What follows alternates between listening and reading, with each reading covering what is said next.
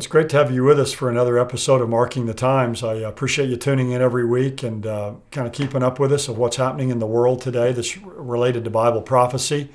We're still kind of keeping our eyes on what's happening over there in the Middle East with Iran and all that. I did one of the video blogs on that a couple weeks ago, and so we're still keeping our eyes on that because I don't think that's all finished over there. There's a lot of things simmering.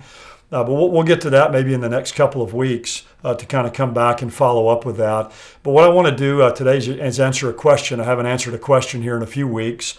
And it's a question about a passage in the book of Daniel, in Daniel chapter 11 and verse 44. It's a little bit more obscure passage, and so you're going to have to kind of hang with me on this, a little bit of detail here. But in Daniel 11:44, it's a passage talking about, I believe, the final Antichrist, this world ruler that's going to come out of the West to dominate the world in the end times. And it says in Daniel 11:44, but rumors from the east and the north will disturb him, and he will go forth with great wrath to destroy and annihilate many. He'll pitch the tents of his royal pavilion between the seas and the beautiful holy mountain, of course, talking about Jerusalem. Yet he will come to his end, and no one will help him. So when people read this about the Antichrist, hearing rumors from the east and from the north, they often come to the conclusion that this is talking about the kings of the East kind of invading. And the kings of the East are mentioned in Revelation chapter 16 as a great invading force that's going to come into the land of Israel in the end times. Of course, many people looking at current events today believe that could be China and some of these other nations that are east of the Euphrates River.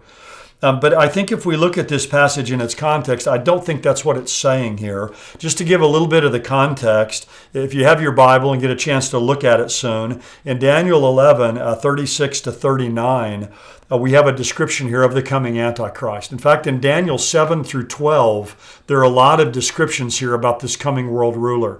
Probably the most complete one is here in Daniel 11, 36 to 39. He's called the king who does as he pleases. And then down in verse 40, it says, and at the end time, so clearly this takes us into the end of the age, the king of the south will collide with him, and the king of the north will storm against him with chariots and with horsemen and many ships. So the king of the north and the king of the south are going to come against the Antichrist. Now, I won't have time to develop all this in our brief time, but I think this is the same passage or a parallel with Ezekiel 38 and 39. The Bible tells us the Antichrist, this final world ruler, is going to enter into a peace agreement with Israel in the end times. We see that in Daniel 9:27. And so an attack against the Antichrist or against Israel is an attack against the other because they're in a peace agreement together. So when the king of the south and the king of the north come against the Antichrist here, I think actually they're coming against Israel, which is pictured in Ezekiel 38. Because again, since they have a treaty with each other, an attack on Israel is an attack on him. And of course, they come into the land and their armies, according to Ezekiel 38, are destroyed there. And after that happens, then the Antichrist is going to be free at that time. He's going to break his treaty with Israel. And it says in verse 41, he'll enter the beautiful land, which is the land of Israel. This is again talking about the Antichrist. And many countries will fall, but these will be rescued out of his hand: Edom, Moab, and the foremost of the sons of Ammon. Those are countries in modern-day Jordan. Then he'll stretch out his hand against other countries, and the land of Egypt won't escape.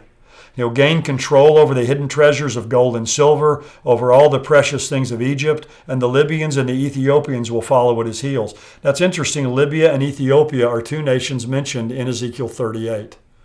So what I think is going to happen is, in the end times, the king of the north and the king of the south, this coalition of nations described in Ezekiel 38, will come into the land of Israel and attack the Jewish people. And since they're in a treaty with the Antichrist, an invasion against Israel is going to be an invasion against him. And we know from Ezekiel 38, when those armies come into the land, they're wiped out by God, which again leaves this great vacuum.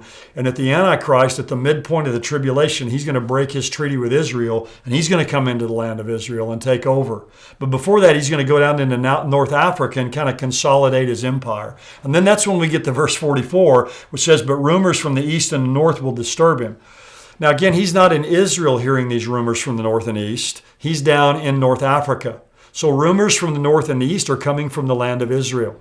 So there's some kind of uprising there against him, and he's going to go forth with great wrath to destroy and annihilate many.